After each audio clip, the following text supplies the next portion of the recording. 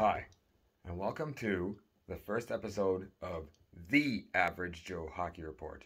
It's no longer Average Joe Hockey Report, it's The Average Joe Hockey Report.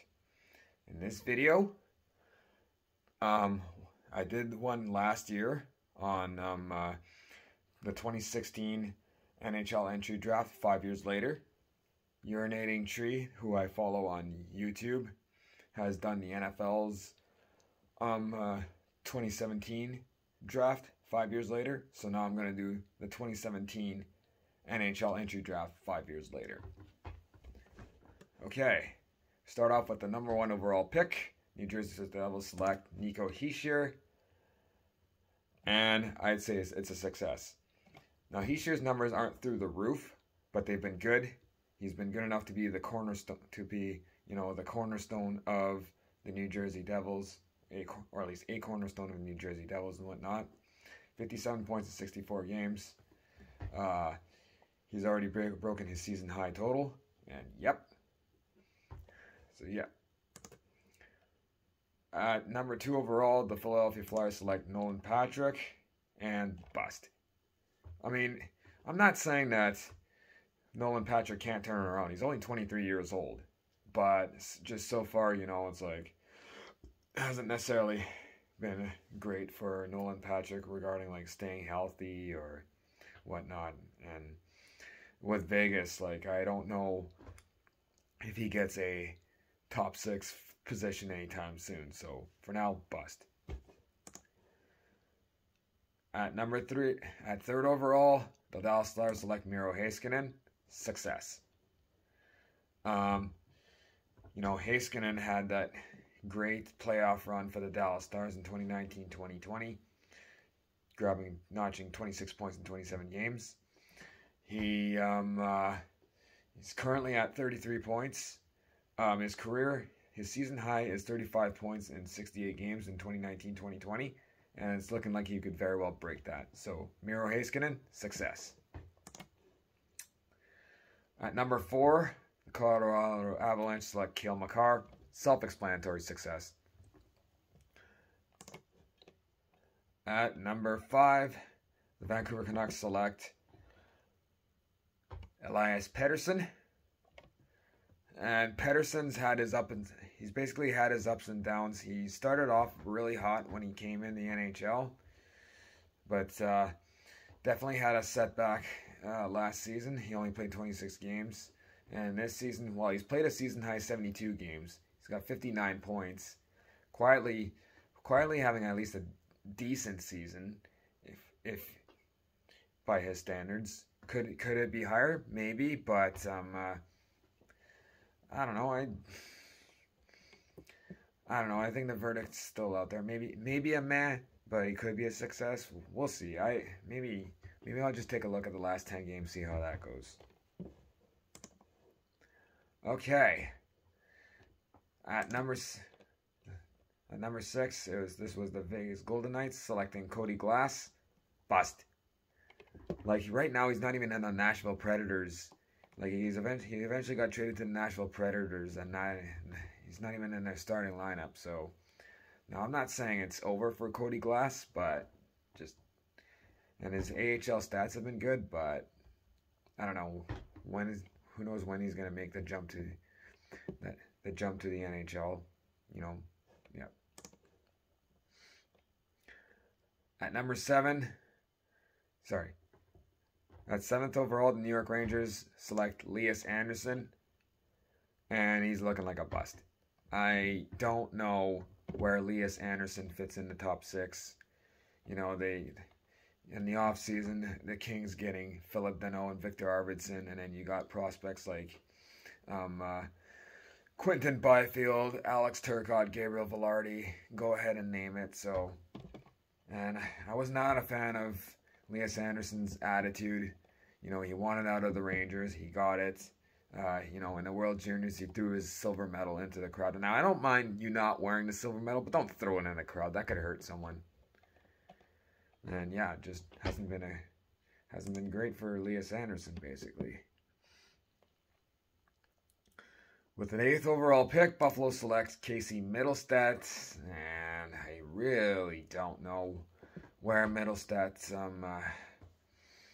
I don't know. He's looked like a bust so far. 16 points in 33 games. Just hasn't been able to hasn't necessarily played a full season since the 2018-2019 season where he played 77 games. It's just, I don't know. It just hasn't really been good for Middlestat. At 9th overall, the Detroit Red Wings select Michael Rasmussen. And I don't know.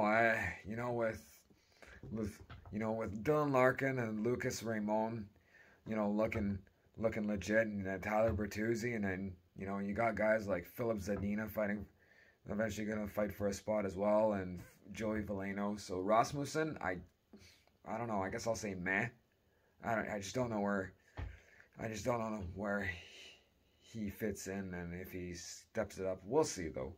There's still hope. He's only 22, but we'll see. With the 10th overall pick, the Florida Panthers select Owen Tippett, and he's looking like a bust. He's already been traded to the Philadelphia Flyers in the Claude Giroux trade, and 17 points in 55 games. It just doesn't look promising for Owen Tippett. At 11th overall, with the 11th overall pick, the Los Angeles Kings select Gabriel Velarde. Now, success hasn't necessarily translated for Velarde yet, but I think I'll just put him in the meh category. Again, there's a lot. The prospect pool in Los Angeles is just deadly, and Velarde is promising, but we'll see. It's definitely taken him a while. He's only 22 years old as well, but yeah, it's definitely taken him a while. With the 12th overall pick, the Carolina Hurricanes select Marty Necas. And I'll give Necas this. He's played 70 games so far, 35 points. He's been consistently over 30 points. But I'll put him at the I don't know if I want to put him at the success category just yet. Maybe I'll put him at the meh category, but there's definitely promise there. There's always a step up. It's like, again, like the 70 games played that I said, that's a season high for him.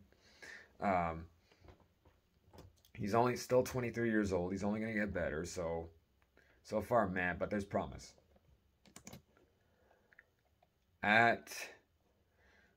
With the 13th overall pick, the Vegas Golden Knights select Nick Suzuki. And as we all know, Suzuki was traded for Max Pacioretty and is now one of the cornerstones of the Montreal Canadiens. He's got a season high 74 games, season high 56 points. Success for Montreal. With the 14th overall pick, the Tampa Bay Lightning select Cal Foote. Bust so far. I was hoping that the Seattle Kraken selected Cal Foote in their expansion draft, but they opted for Yanni Gourde instead. And now, if you're Cal Foote, I mean, what's your ceiling? What's your potential now? He's only 23, but now he's on the third D pairing. Jan Ruda has leaped ahead of him. It seems like Eric Cernak has the top six sealed. I'm not necessarily the biggest fan of Eric Cernak, but I'll give him that. He's had the position on lock for a while now. So if you're Cal Foote, it's not looking good. At 15th overall, the Vegas Golden Knights select Eric Brandstrom, and they ended up trading him to the Ottawa Senators. I'm a big fan of Eric Brandstrom.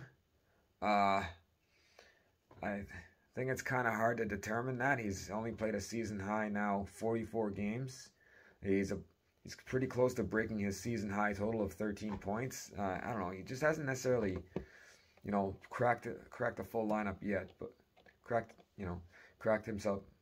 He hasn't become a full-time player yet, but I'm a big fan of him. I think he will be a full-time player. It's just a matter of, give him a bit of time. Right now, I'll say meh, but he can be promising. All right. At 16th overall, the Calgary Flames select Juuso Valimaki, and they don't seem too committed with Valimaki this season. He played 30 games with the Stockton Heat, only played 9 games with the Calgary Flames. It's too bad. I'm a fan of Valimaki. I think he has, I think there is something there, but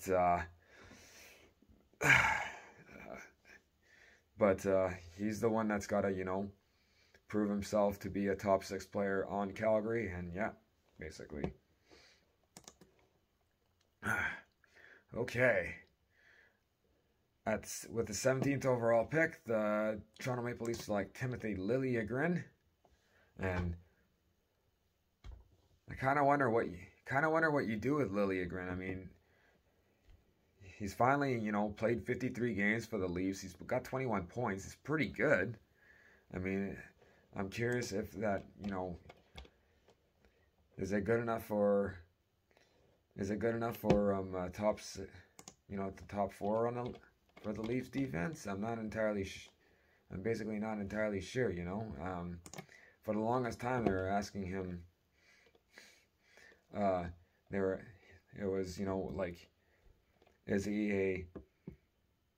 is he gonna crack the lineup? And he's finally made the Leafs, but he's on the 3rd D pairing. I mean, he's got 21 points. I don't know. So I'll give him a MAC category for now, but yeah, it's tough to say right now. Okay.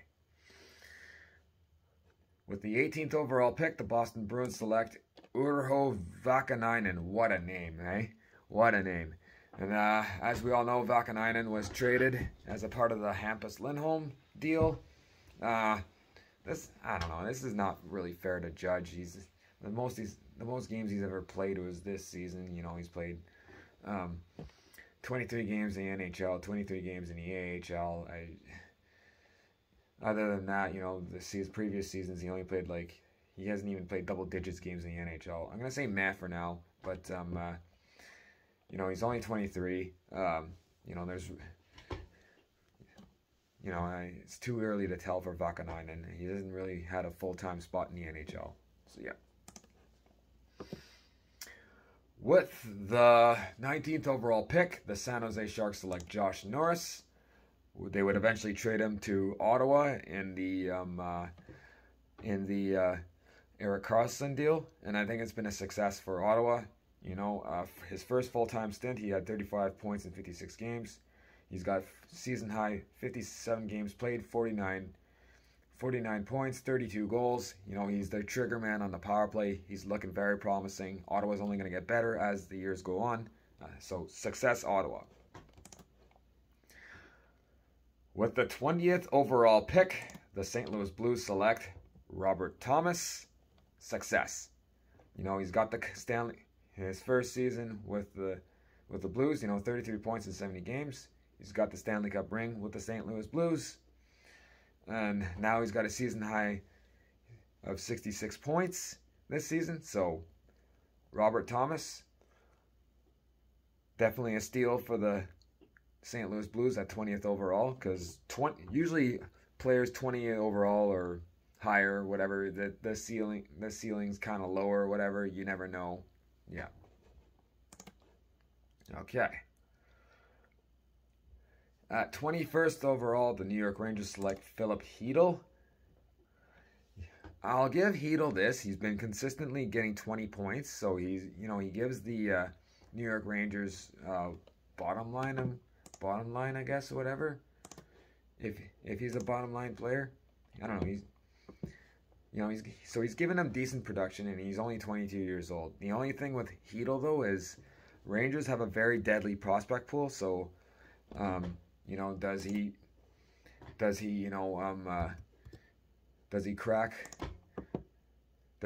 the top 6 of the Rangers? It's definitely an interesting question to ask, So yeah, you don't. It's a tough one regarding Philip Hedl. The consistent 20 points seasons are good, but is there more from Hedl? We'll see. With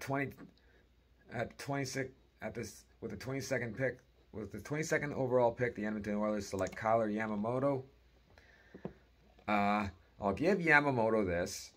You know, career high 73 games played, career high 35 points, looking like he's going to have a 20-goal season. So far, I'll give him the meh category, but it's looking like things are trending up for Yamamoto. With the 24th overall pick, the Winnipeg Jets select Christian Vesalainen, and I don't know. The Jets don't seem too committed with Vesalainen. It's not been good. It's not. Vesalainen is kind of looking like a poor man's Nick Patan, where it's like, I think with Vesalainen, you can't put him with guys like Toninato and whatnot. I wish at one point they would have experimented him with like Kopp and Svechnikov at one point, but now he's not even in the lineup, and he seems to have to play with the top six guys to have any success. I don't know. It's just not looking good for Vesalainen. We'll see if things change. He's only 22, turns 23 in June, but I'm not entirely sure what's going to happen here. With the 25th overall pick, the Montreal Canadiens select Ryan Poehling, and here's another player that I'm not entirely sure what they're doing with.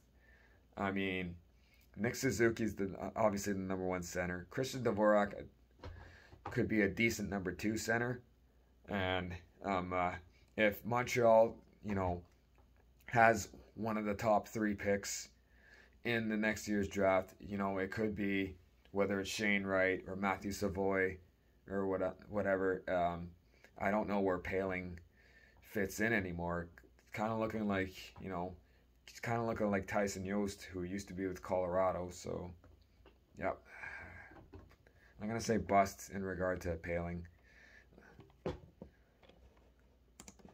With the 26th overall pick, the Dallas Stars select Jake Ottinger. Success. Big fan of Jake Ottinger. He's gotten the Dallas Stars in the playoff spot. I didn't think this was going to happen. He's got a 26-13 record. He's got a goals against of 2.53 and a save percentage of .914, which is actually pretty good considering he's 23 and he's on Dallas. Not necessarily the most loaded team. A team that's kind of aging as well. At least their core players kind of aging, but the core players are kind of aging. But they got the youth. They've got some exciting youth. So Jake Ottinger, success. Big fan of his. Well done, Dallas. With the 27th overall pick, the Philadelphia Flyers select Morgan Frost. I'm gonna say meh, but it's kind of not fair though, because he's only played a season high 47 games this season. He's only had the 12 points. He's been back and forth between Philly and Lehigh Valley of the AHL. It's just, I don't know. Too early to say, basically. And he's 22. He's going to be turning 23. So yeah, still too early to say. With the 29th overall pick, the Chicago Blackhawks select Henri Jokiharju. At one point, I was a fan of his. Now, season high. He's got a season high points with Buffalo at 16 points this season. But where his ceiling is at, I'm not entirely sure. He's looking like in the meh category. And yeah, especially once especially now that Owen Powers and whatever, and then it's like Rasmus Dahlin still promising. I just don't necessarily know where Henri Jokiharju more or less fits in anymore. Let's see, Daily Faceoff has him. Oh, he's still in the second D pairing with, but yeah, I don't know. We'll see what his ceiling is as the years go by. With the 30th overall pick, oh, I missed one. Oops. With the 28th overall pick, the Ottawa Senators select Shane Bowers. Shane Bowers was traded to the Colorado Avalanche, has yet to even play a game with the Colorado Avalanche, and now I don't even know where he fits in, so looking like a bust there. Yeah. With the 30th overall pick, the Nashville Predators select Eli Tolvanen, and I'm going to say meh for now, but Tolvanen is very promising. He's got a season, you know, he's finally looking like a full-time player. He's played 69 games. His season high is 22 points last season in 40 games with Nashville. Looking like he's going to break that. I'm going to say meh for now, but Tolvanen is looking very promising, looking like a steal at the 30th overall pick. And at the 31st overall pick, the St. Louis Blues select Klim Kostin. And yeah, I don't know where he fits in for the St. Louis Blues. I'll say meh. He's gone back between St. Louis Blues and Springfield Thunderbirds. Mind you, he's played 40 games this season for St. Louis, notching 9 points. So this is the most he's played in the big leagues. But for now, meh. We'll see how things go as the years go by for Kostin. But yeah. Anyways, remember now, this video, this video is solely based on opinion and has opinions that you may not agree on and whatnot. So remember, if I'm wrong, don't belittle me, educate me. Because after all, this is the Average Joe Hockey Report. Hockey opinions through the perspective of an average Joe. Take care, everyone, now, and follow my new Instagram account, The Average Joe Hockey Report, and my YouTube channel, Marty Tommy, in parentheses, Average Joe Hockey Report. Take care, everyone.